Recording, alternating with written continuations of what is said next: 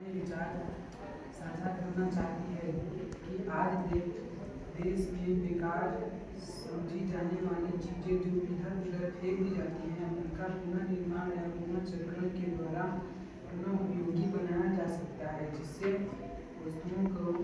का पुनः उपयोग भी हो सकता है तथा कूड़े के निपटाने की समस्या से भी निजात मिल सकती है। जैसे एलईडी बल्ब जिसका एक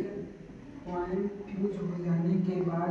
फेंक दिया जाता है, यदि उसे जोड़ दिया जाए तो वह फिर से काम आ सकता है।